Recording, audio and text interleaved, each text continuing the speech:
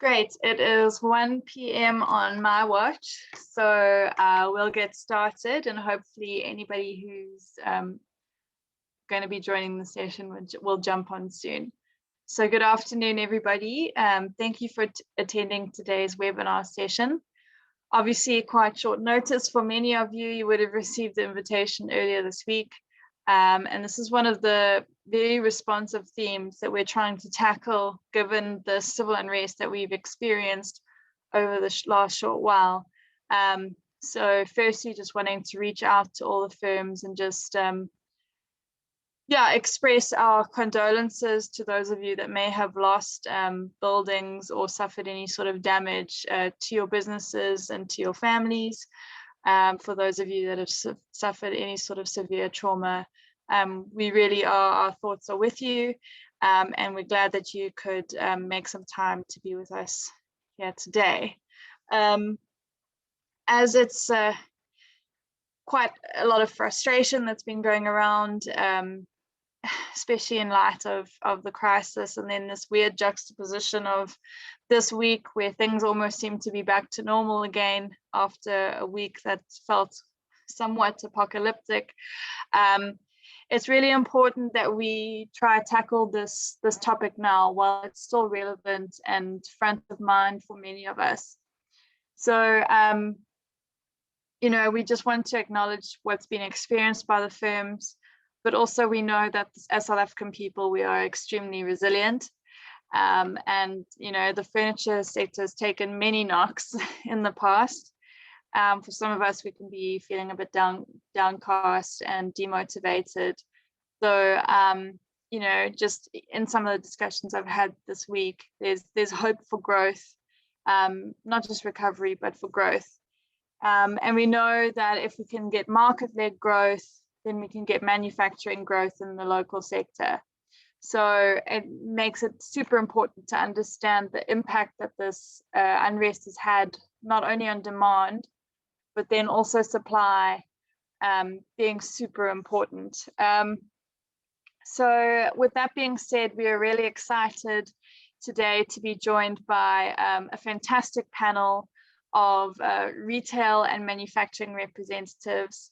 And I'll introduce them shortly. But yeah, we just wanted to issue a warm welcome to everyone today. Before we continue, just obviously this wouldn't be made possible without the funding of eThekwini Municipality. And we'd also like to acknowledge SAFI for partnering with us for today's webinar. And then just in terms of the competition law, in no ways do we feel or is this session considered anti-competitive at all. And so there will be no discussions in terms of price collusion, tendering, etc. in today's session. Right, so you may have received a communication from us either late yesterday or early this morning, which was just updated with the panelist information, but also you will have noted that there is a link to a survey that has been shared. The eThekwini Furniture Cluster, as part of B&M Analysts, has received a direct request from the Presidency of South Africa to provide information in terms of the impact on manufacturing and more specifically furniture manufacturing in South Africa. So please use this opportunity to provide information that will influence the Presidency's sectoral relief and support. And we need the survey responses by the end of today. So if you could take 5 minutes, you're even welcome to complete the survey during this webinar session. Please do so. It will have massive influence on the sector, but also it's your opportunity to have a direct line to the Presidency as well. My colleague Marco has posted the link in the chat, so you can access the jot form there. In terms of what we're trying to achieve in today's session, firstly, we want to just be able to assess the extent of the damages across the furniture value chain. identify where the critical damage is and what is needed to fix it quickly to get production back on track, to understand the likely impact on demand and supply in the short to medium term, and then understanding the likely medium and longer term challenges. Again, all this information is super influential in terms of policy, in terms of customer decisions, in terms of manufacturing decisions. So I would really encourage everyone that is attending the session to please engage as best as possible. There is a Q&A function where you can ask any questions to the panel. I will be keeping an eye on it throughout the session. And there's also a chat function that you're welcome to use to engage around the topic as well. So maybe in terms of trying to get a little bit of an icebreaker out, I could ask all the attendees on the session just to type in the chat function who you are, the name of your firm, and where you are calling us from. It would be great to hear from you and to know who's in the room.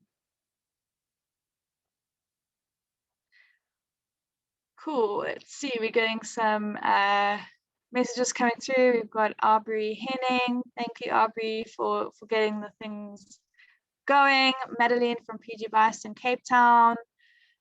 Ian from the Midlands. Quite a few PG Bison individuals. Jody from Trendy Holding, nice to have you here. Restonics PE, sure, okay, Eastern Cape. More Restonics, Cape Town again. Awesome, it's so great to see all of you. Oh, Aubrey, you're from Joburg, that's awesome.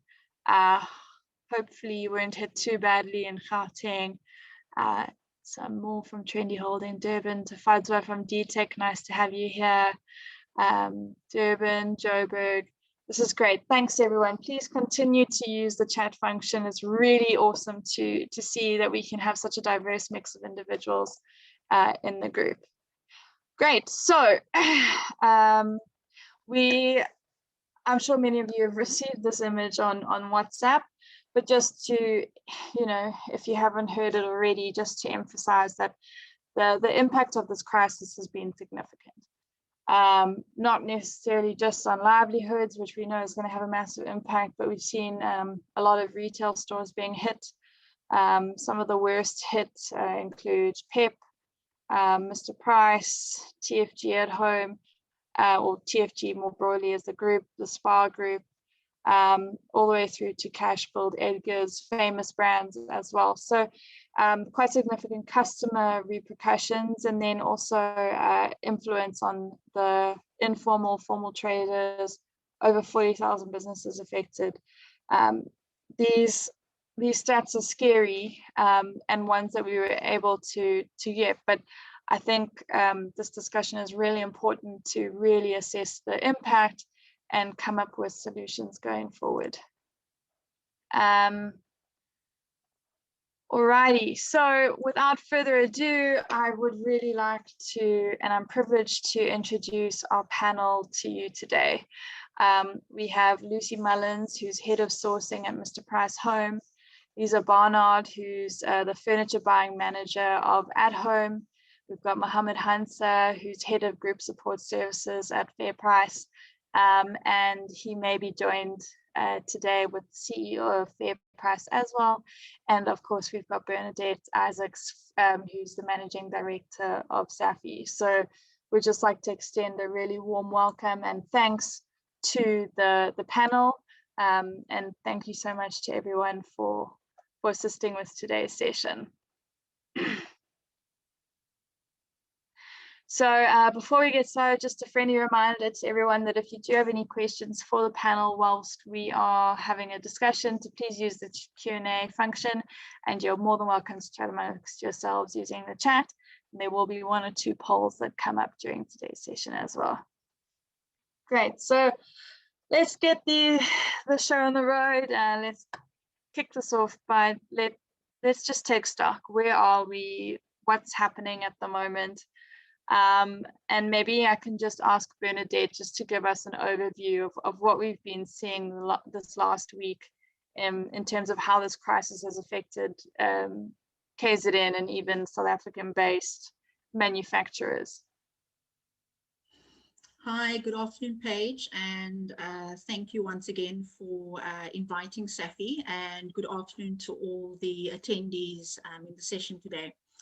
So as you've mentioned, Paige, yes, the last 2 weeks have been quite devastating on the furniture industry. We've engaged with various associations, engaged with government organizations, also just so that we could understand the impact that this has had on the furniture manufacturing sector. And particularly in the KZN region, and then of late in the Gauteng region. But just that our KZN region is our second biggest manufacturing region in the country. And that, yeah, very disturbed to hear that one of our biggest manufacturers in that region was looted. And yeah, so that has had a major impact because they employ a majority of our manufacturers in that, majority of our employees in that area. So yes, and sort of the consequences that will have on the broader value chain. So yes, it has been quite devastating to see the amount of damage and the impact that will possibly have on employment and employees going forward.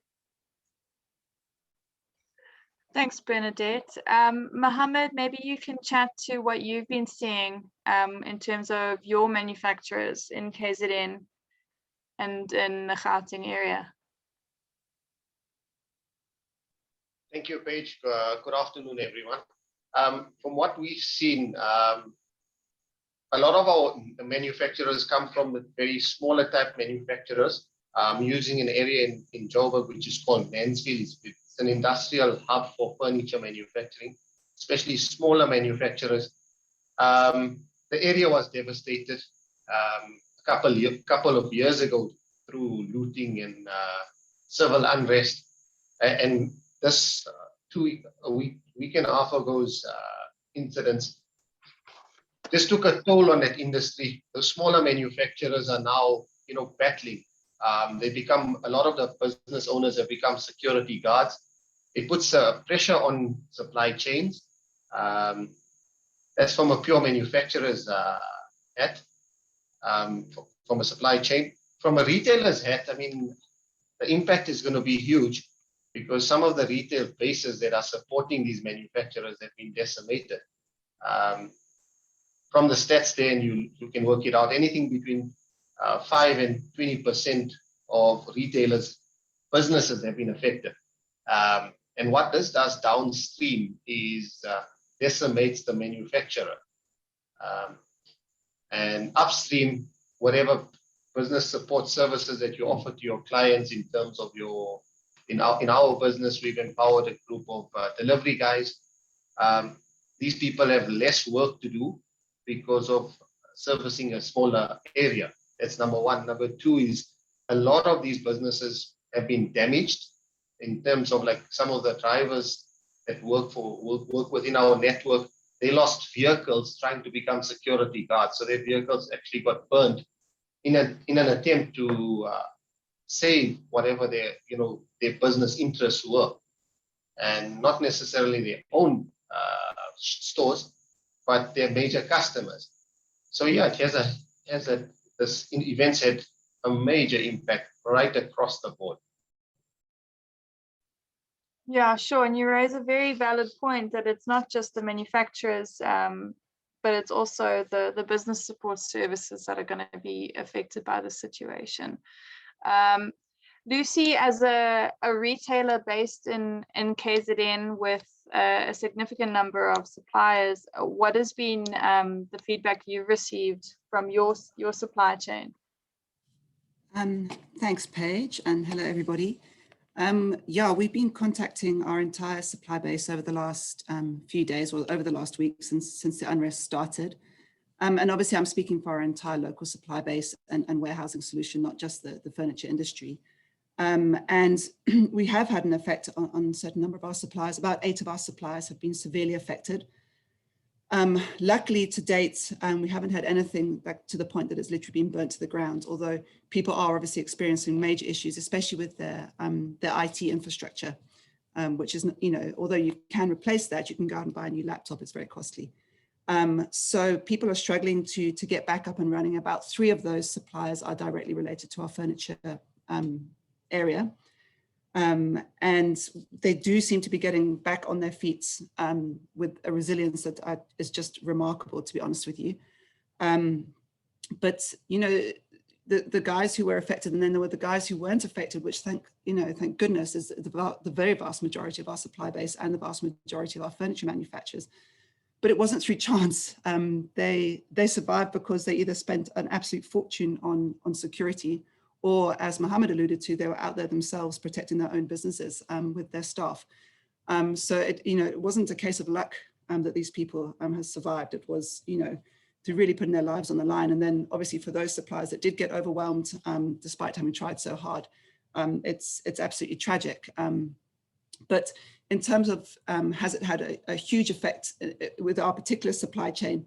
In terms of our first tier suppliers, I don't want to say the word pleasantly surprised, but I'm pleased that it's not as bad as I thought it was going to be when this thing started. Having said that, with people on the line, I'm sure, who have been devastated, for them as personal and individual business owners, it is absolutely devastating for those individuals. Yeah, thanks, Lucy. And it's really encouraging to know that retail is reaching out to their supply base, not only, to find out the damage, but to offer support. I know Lisa at home's been doing something similar. Hi, everybody. Yes, I think the most important thing for us was to reach out to our suppliers that was in the area to firstly make sure that they and their staff were okay, and also to offer supports. Luckily, or fortunately, none of our suppliers were directly impacted. One of our raw material suppliers got looted. Yeah, it has been quite devastating to see, but we're just glad that none of our suppliers was directly affected. Thanks, Lisa. And yeah, it just goes to show that the juxtaposition of MRP versus TFG, and being based in 2 different provinces, they still get impacted by this crisis.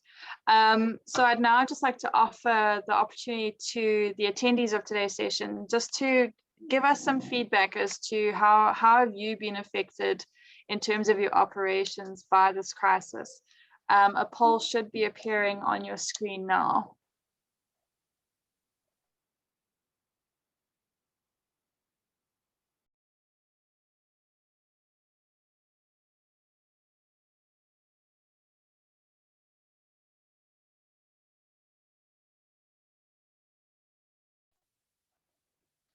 Great, thanks to everyone that's starting to respond to the poll. Getting some great responses coming through. I'll just give it another minute, and you can respond just by clicking on the options. So if your factory is not or currently fully operational, what are the reasons? And the options there are: you've had damage to your buildings, you've had supply chain disruptions, absenteeism, fear of continued unrest, theft of stock, damage or theft of machinery, and you can select multiple options as well.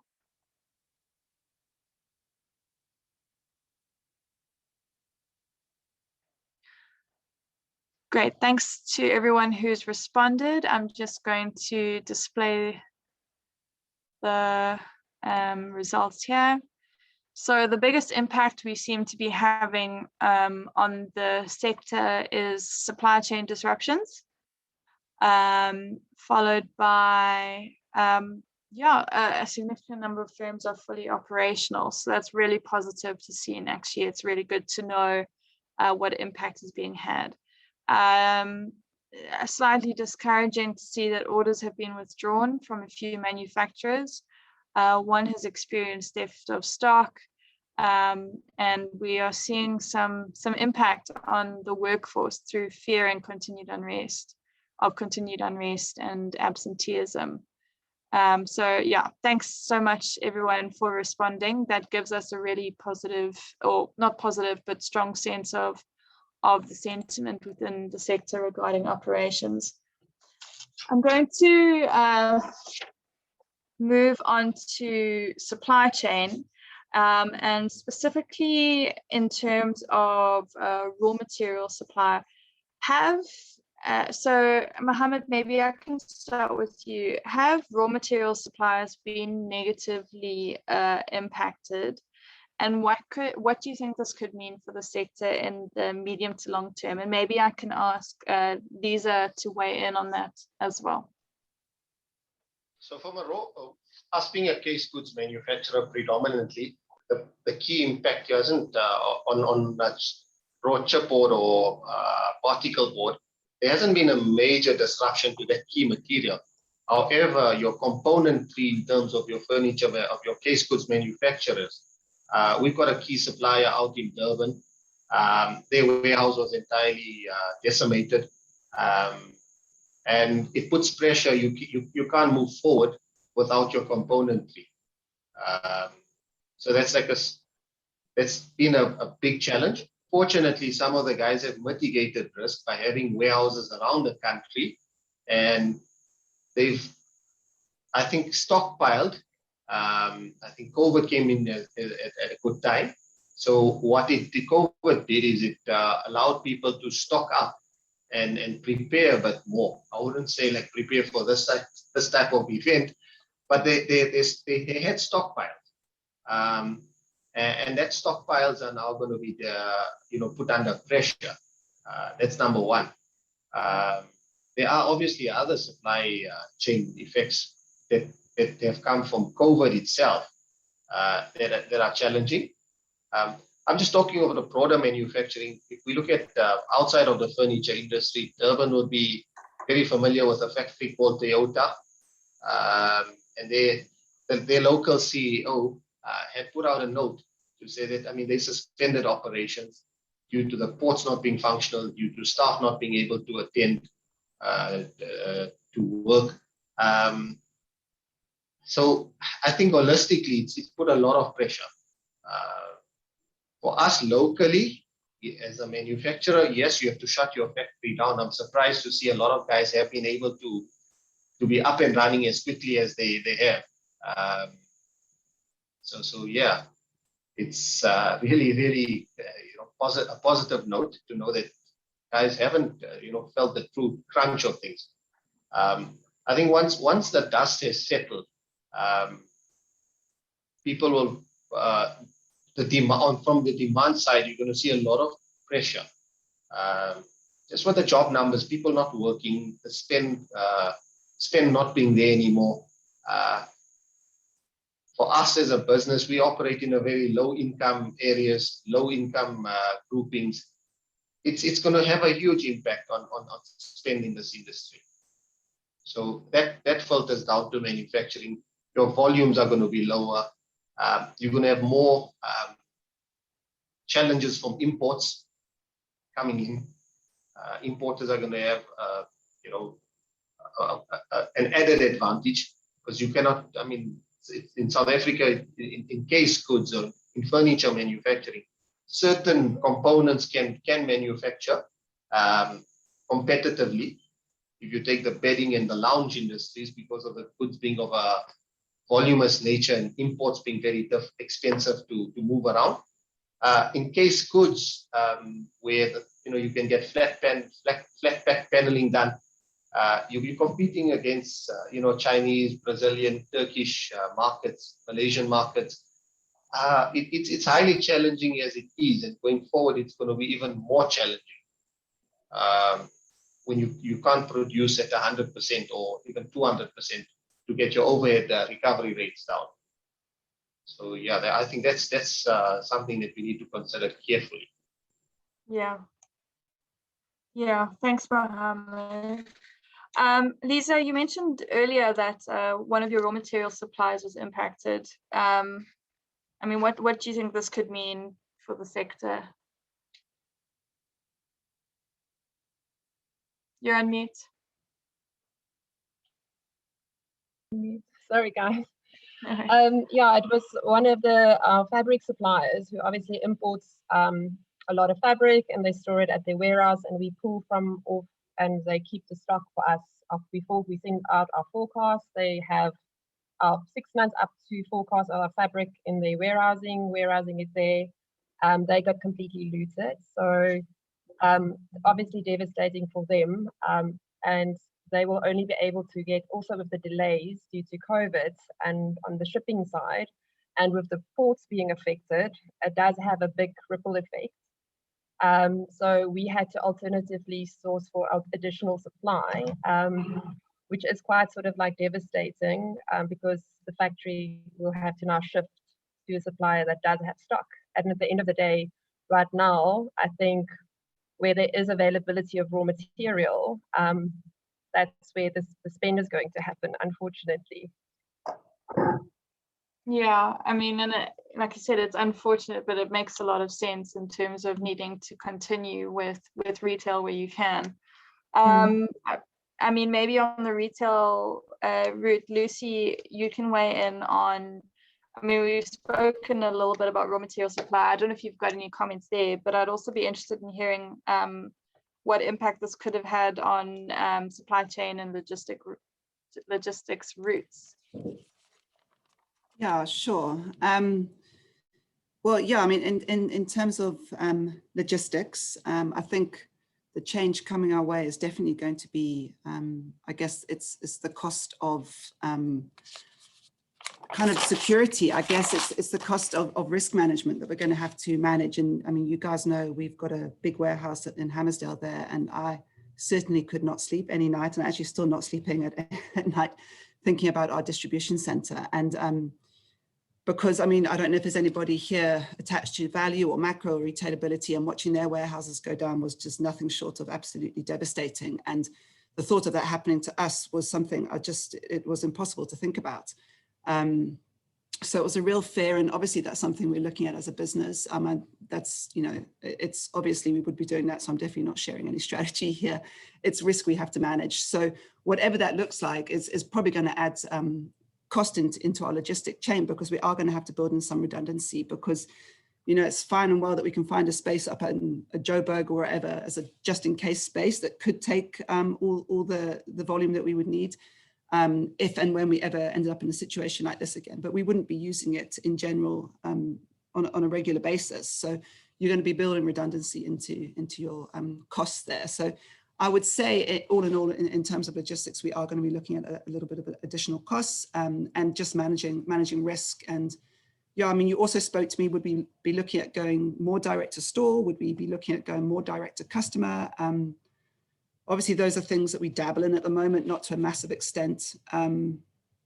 But I can't really see us having huge change in our delivery methods. Obviously, in terms of our allocations, our fine picks, and you know, making the latest possible calls, is we're very reliant on a really highly functioning and technologically advanced distribution centers. So I can't see us changing too much. I can see our e-com channel becoming more and more important, but again, you know, there's risk there where that stock sits, and that's going to be the big thing in logistics now is going to be managing that risks. Sure. Thanks, Lucy. All really valid points, and you've raised, you know, your risk is where your stock sits. So definitely something to consider, regardless of the mechanisms for managing logistics. I mean, Lisa, being you know, a company that your distribution center was burnt down in Durban. I mean, what does that mean for you guys? Yes, I mean, I think the most important thing for us is that none of our staff got injured. And the second most important thing was to reach out to all of the customers who was affected with the orders that got destroyed. And I must say, we had quite a positive response from our customers, we call them guests, with how proactive we were to reaching out, giving them alternative options. Yeah, so it is, if your stock, it's like Lucy said, like the risk is if your stock isn't all in one place and there is something that happens, you have to spread the risk. We are fortunate that our DC hub in Durban it's one of our smaller distribution centers. A majority of our stock is up in Joburg and Cape Town, but it's definitely had a massive impact on the amount of guests or the customers whose orders got affected. And they're already sitting in a state with unsurety and paid for a purchase. And so, yeah, it's been, but I think we definitely made sure that we communicated with our guests and keeping them informed, which was, I think, very, very well received from our customers. Thanks, Caesar. And I mean, where to from here? Do we rebuild a distribution center, or do we relook at how we do logistics? Yeah, I mean, we're quite fortunate because we're part of a big group. So we have a short-term solution now where we can use one of our company's facilities in the short term, but we're figuring it out. We had to make use of alternative logistic companies to help and assist us with transporting our goods down from Midrand. There has been delays, but yeah, I think we're all figuring it out. I don't know. I don't think we don't know what the right answers are right now, but I definitely think spreading your risk is going to be crucial for the future. Yeah, thanks, Lisa. And I mean, you raised a valid point that as a larger group of companies, you've got that support in this type of situation. Mohammed, coming from the perspective where you're more in touch with the smaller companies, I mean, what do you think this means for logistics in that space? I think if you look at it from a small business perspective, I think my colleagues here are familiar with the large groups. You've got 100 stores in our case. We lost 17, quite a large 17% of our base. What does it mean to that small manufacturer? Sorry, Mohammed, I seem to have lost your audio. Sorry about that. There you go. Yeah, you're back. What I was saying is, what impact does that 17% have on the smaller manufacturer? Let's look at it from that perspective firstly. He cannot afford to be 17% lower on his order volumes to our business. That's the real reality. What does he do? He can't simply reduce his space or the number of heads that he has in his business because he's already running lean. It takes his cost base up. Let's look at it from the knock-on effect. Part and parcel of our business is distributing goods to smaller retailers as well and supporting them. And they don't have the luxury of 100 stores to mitigate risk. You're talking of a business owner with 1 or 2 or 3 stores. I was watching, on the news, a guy has 3 stores in one mall. And the entire mall is decimated. So he spread his risk among 3 and he thought, I'm fine. And the entire mall's gone. And what now for him? So we can take it into from a manufacturer's point of view, what happens to his business? He's got 1 location. To the smaller business owner who doesn't have the luxury of us sitting on the panel with many stores, how do we rebuild? Those guys, I mean, they were the security guards of their businesses in the last couple of days. And it's sad, to see that, because I don't know how many of those businesses have reserves to restart and move forward and have these, I call it discussions of luxury rather than discussions of necessity. Because where does he go? We know funding is a problem. You go to your banks, you go to your IDCs. The president's talked about the Solidarity Fund. Nobody, personally, I haven't come across any one company that has benefited from that fund. So the access to those, facilities, even if they are there and they are working efficiently, it's a very difficult process for those guys to get up and running. For bigger companies, we can make the plans. We've got those luxuries at hand. We've got a business left. 1 warehouse out of 10 has been affected. It's a luxury. For a small guy, it's not a luxury anymore. It's a matter of survival.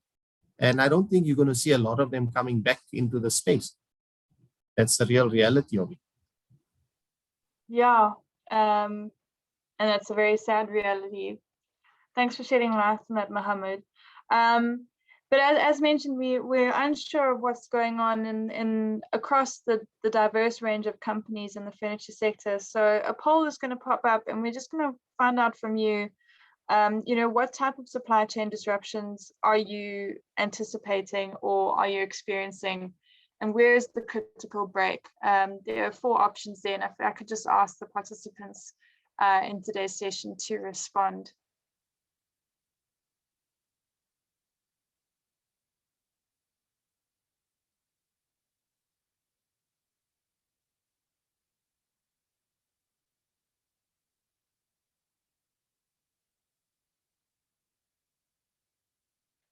Just going to give it 30 more seconds.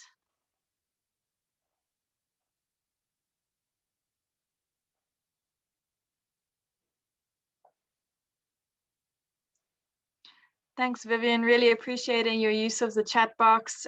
Please, if anybody else has some discussion points for the chat, you're welcome to do so to engage with the conversation at hand. And again, a reminder, if you've got any questions for the panel, please use the Q&A. And thanks everybody for responding to the poll. I'm just going to share the results. Sort of a neck and neck race. So barely anybody has had no disruptions. So we're seeing quite a bit of damage to key suppliers, but above all, an unavailability of raw materials. And I think as part of the discussion, a lot of that is being exacerbated by the COVID-19 crisis. And the fact that a lot of our materials actually end up being imported as well, specifically in the componentry space and the fabric space as well. Logistics also seem to be quite a big challenge. So thank you everyone for responding there. So moving on, I mean, we've spoken about operations, supply chains, but a key component of this is people, not just directly in terms of our employees or business owners, but also down the line in terms of supply chains. So Mohammed, I mean, do you foresee any productivity challenges for the workforce following this crisis?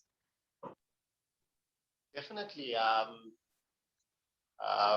In terms of our own people, it's a sad reality that you have to, lay off people without any clarity at this stage. You don't know when malls are going to be rebuilt, and putting people on short time for this period of time. It's a hard ask to ask your people, number one, and then secondly, number two is you still ask them to be like security guards to protect their own businesses, because their workplaces are literally their own businesses.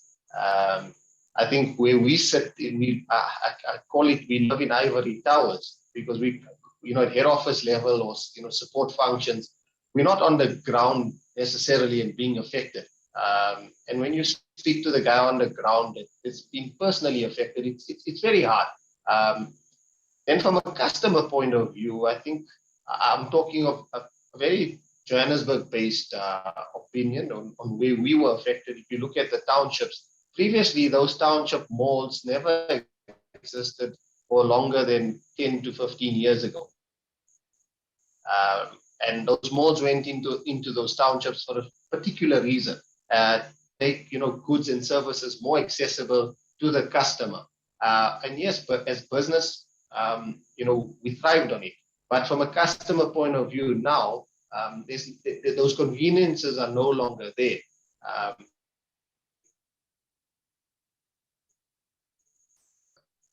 One way to go and buy a loaf of bread and milk. And I think it's going to be taxing on the consumer in that way. For the middle to higher income earners, I think that the crunch will come much later.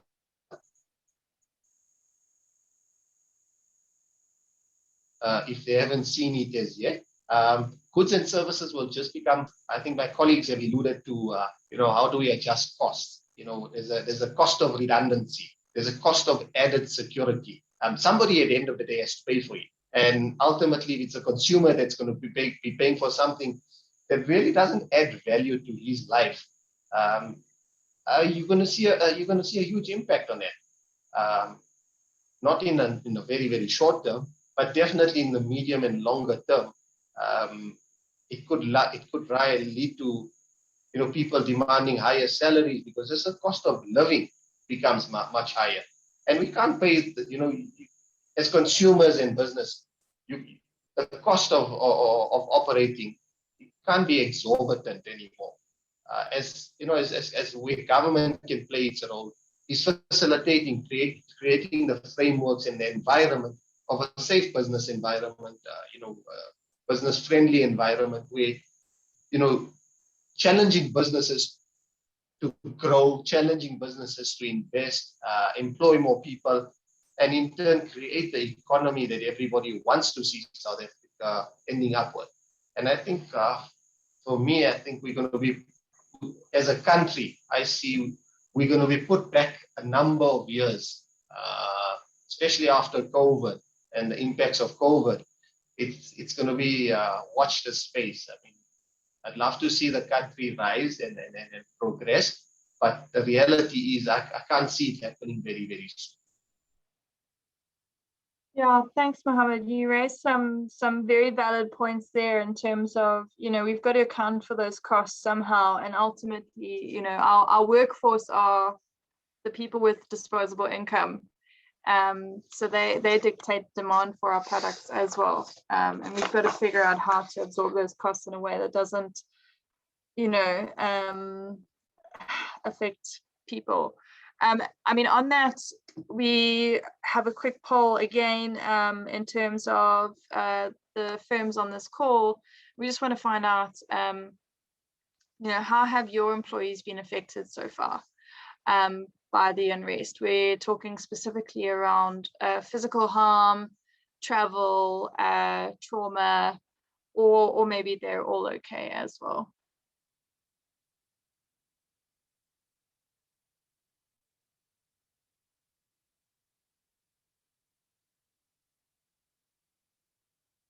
Great, some results coming in. Thank you, everyone. Please continue to click them. We're starting to see some key areas coming out. I'll give it 2 more seconds.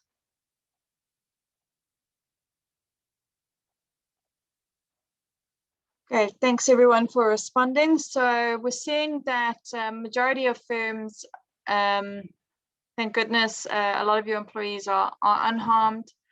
However, unable to travel to work. So that's definitely going to have an impact on productivity in the shorter term.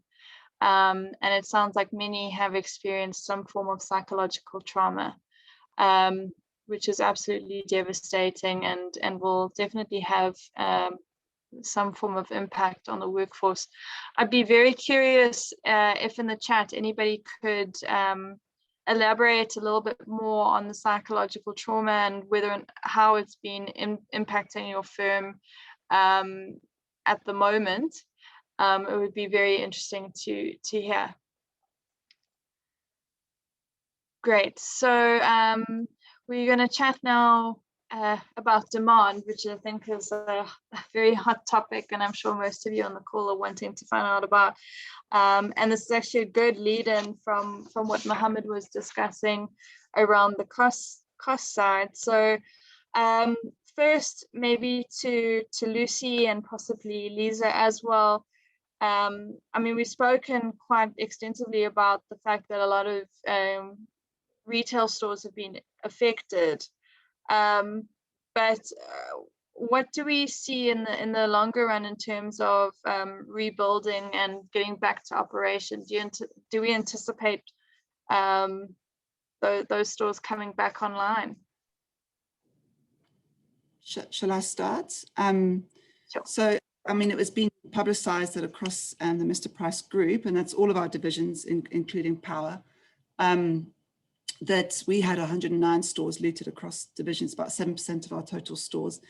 On the home side, which obviously relates to this forum in terms of furniture, we were really incredibly lucky when I look at what some of the other businesses had to face. And we've had 4 stores, and none of which were our flagship stores. And so there's definitely appetite to restock, rebuild. None of them were burnt. So it's not a point of destruction beyond repair, thankfully. And yeah, so there's definitely an appetite to rebuild those stores and restock them. We might look at one space in particular. We were looking to downsize anyway, but only because it just wasn't particularly profitable. We will still have a store in that center. So in general, relatively unaffected from our side, and yeah, feeling very, very lucky in terms of that. And then just relating back to demand, we've obviously, I mean, the same as I'm sure everybody on this call have been having divisional, every single morning, having a divisional meeting followed by a group meeting. Obviously, we're looking at forecasts, the same as I'm sure, well, I mean, we do every month, we do every week, but it's particularly pertinent now.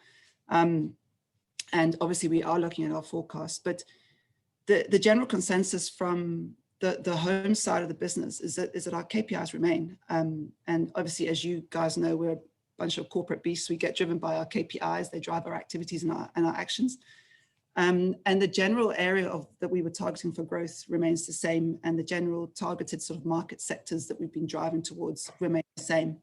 And I'm not completely naive. I know that operationally and tactically, we are going to be seriously going to have to tuck and roll and catch more curveballs that just seem to keep coming. And, you know, this is all with the assumption that this is finished now and that there's not going to be further disruption, touch wood. But in terms of demand from our local, you know, part of our strategy has always been local procurement.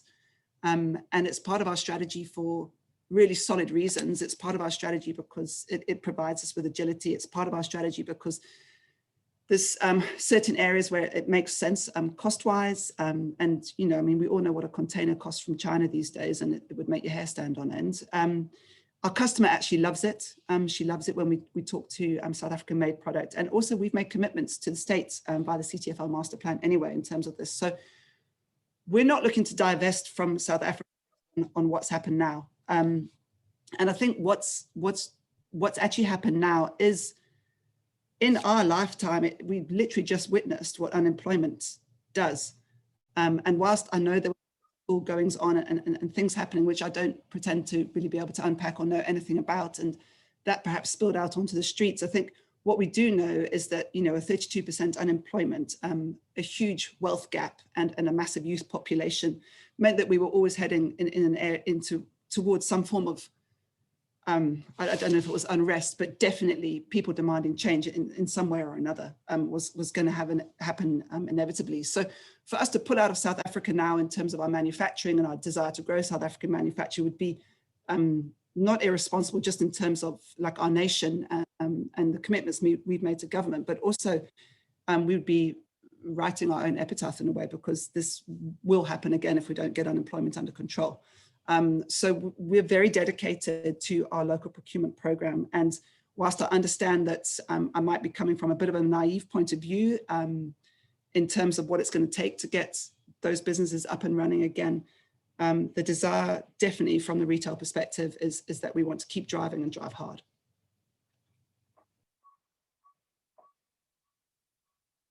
Thanks, Lucy. Maybe Lisa, if you want to then just weigh in on that as well. Yes. Yeah, I think just from our stores that was affected, TFG as a group were, I think in total 190 stores that got looted. Fortunately for at home, we only had to temporarily close 10 stores. All of them are, except for one in Watercress, we unfortunately the whole mall is closed. So we've only had one store that wasn't able to reopen again. But we definitely will continue to open stores. Also, we are very committed to grow local production side. We are proactively looking for new suppliers. I think by diversifying your supply chain, is just the responsible thing to do, and also investing in the country. And I think, you know, that excitement that it does create just within our team, to our guests, to our manufacturers, to see their product in our stores, the pride that it creates for the people manufacturing the product. I do think there is so much potential in South Africa, and we're only like tipping into it. So if I look at the amount of small manufacturers that is exporting to mainstream retailers in the US and in Europe, which we haven't even started on tapping into. So I think there's so much opportunity still that we as retailers can sort of more focus on the local design capabilities, and sort of also taking the designs and streaming it to the manufacturing side. That's awesome. Thanks. It's very encouraging to hear that retail's talking about, you know, reinvesting in the local economy. It's almost as if it's a non-discussion point. It's going to happen, and that's really encouraging. And you've mentioned some very valid points in terms of, you know, they're the people that are actually buying a product. They're not just making it; they're buying it as well. So again, there's going to be a quick poll popping up, and we just want to find out from businesses, obviously, depending on who your customer is, what do you anticipate the impact of this crisis being on your market demand? Maybe you've got a large retailer as your customer, and you know, you're really excited about partnering with them on their growth strategy. Maybe you've got smaller retailers who've decided not to reinvest in opening their product, or potentially your customer isn't even a retailer, they are a food chain or hospitality or other. So it would be really great to hear from you where you foresee your demand going over the next year. But while those poll results are coming in, maybe we can just chat quickly about recovery. You know,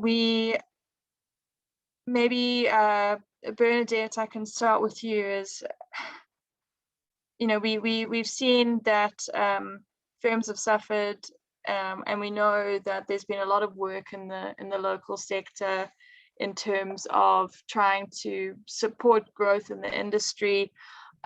What does this potentially mean for recovery plans going forward, particularly those being driven by SAFI? Thanks, Paige. So I think based on the discussions and information we had today, I think it's quite positive to see, because all of this is driven by demand. And I think it's very positive to see, you know, even if it's only a two-way discussion today, but I think it's very positive to see that if we can start off on that note, that we need to grow the sector. We need to create jobs. So, and I think if we start with that, and I'm quite happy to hear that even if it's just two retailers, you know, that there is still some positivity out of this for the furniture industry.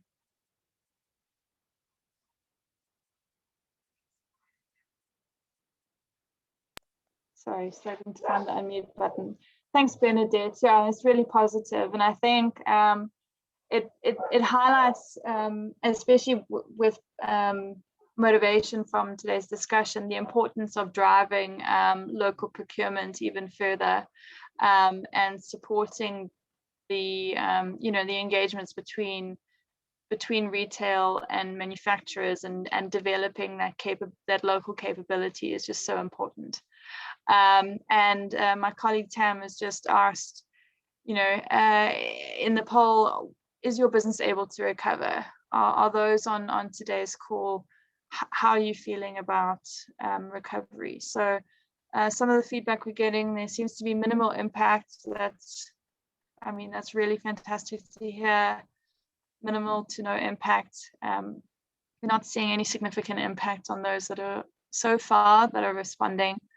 But while that's happening, maybe providing the opportunity for any Q&As to come through for the panel. I haven't received any so far, so it'd be great that if you do have any questions, we can use the last 5 minutes to engage with the panel around those. Alternatively, if we don't receive anything, I will ask the panel to Well, I'll open up the floor for the panel to provide any closing remarks around this topic.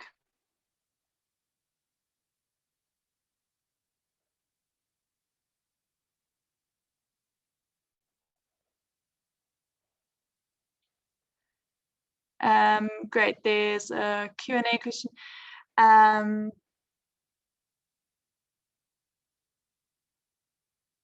Is it a concern from anyone about the potential loss of scarce and critical technical and capable skills due to immigration? Okay, so basically a skills drain in the sector due to the recent events.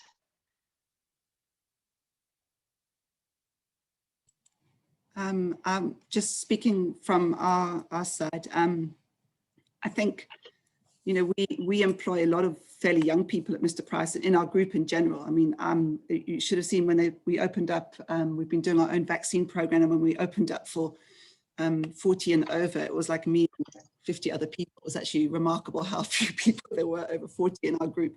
So I think there are a lot of young people who aren't necessarily tied, you know, in terms of, you know, kids and schools and all those kind of things that keep you here, that it would be pretty easy at this stage to for them to emigrate. And in fact, within the last 2 days, we've already had 2 people from I mean, I'm talking about our head office space say that they are actively looking to emigrate, and they were just giving us 6 months notice that that's going to happen.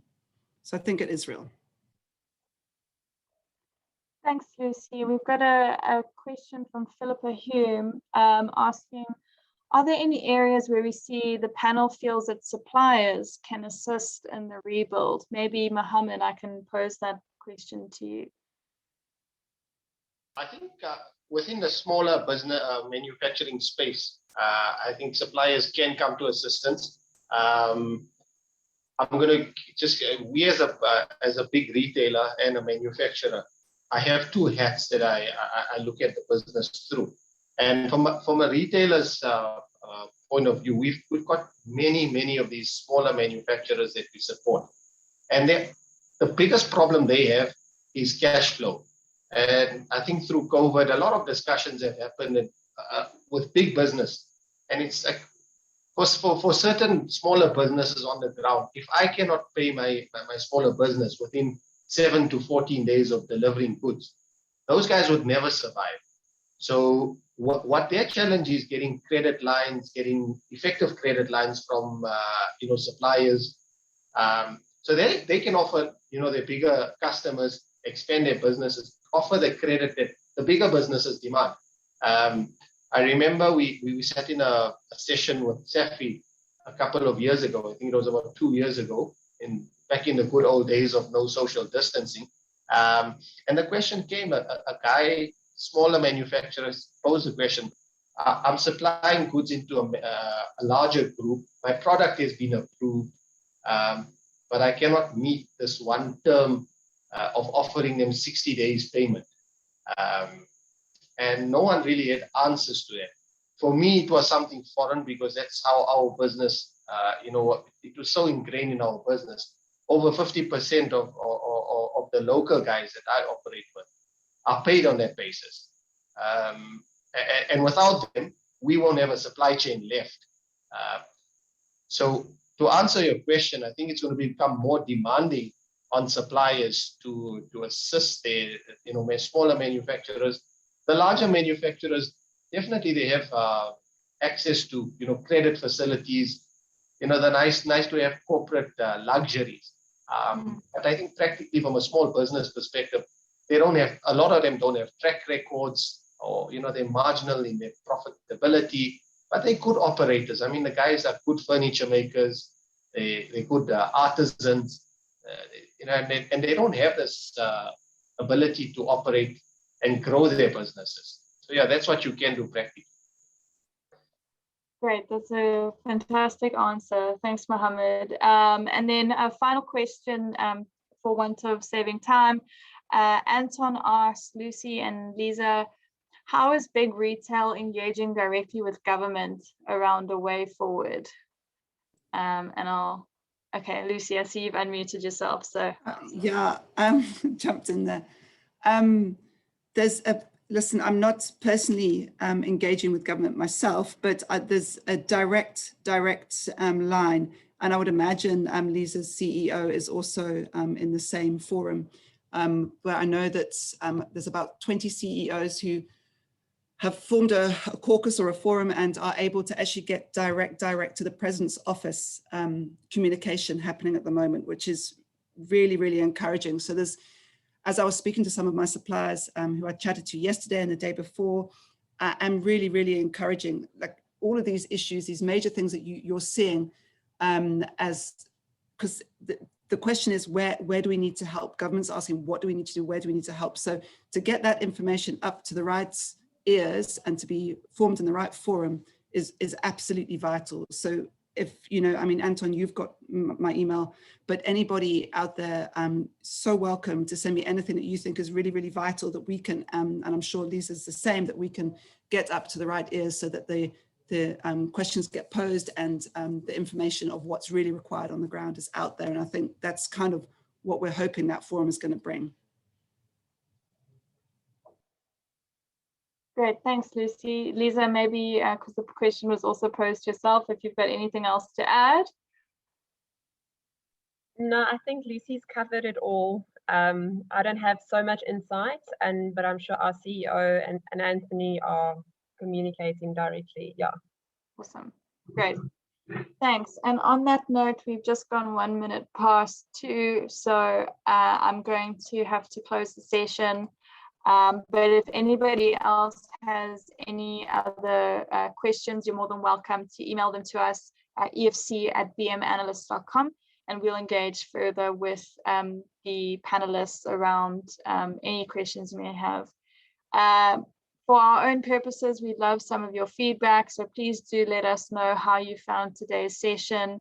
It helps us to improve going forward, and we really appreciate your support. In terms of those who are existing members of the EFC and SAFI, feedback from today's session will be shared over the coming few weeks, and we're really grateful for those that have provided feedback, because that will influence the proactive support that we're able to provide to industry going forward. A friendly reminder to those that have attended, and maybe you've got suppliers or customers, please do respond to that short 5 minutes questionnaire, and we will be sharing it with the presidency at the end of this week.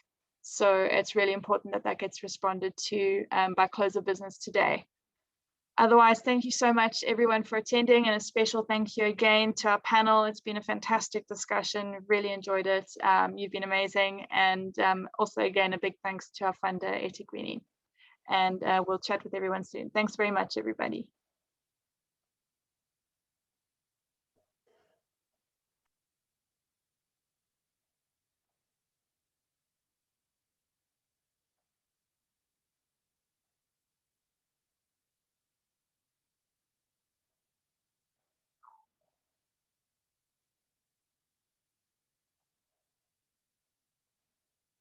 Tam, I think you can end the meeting.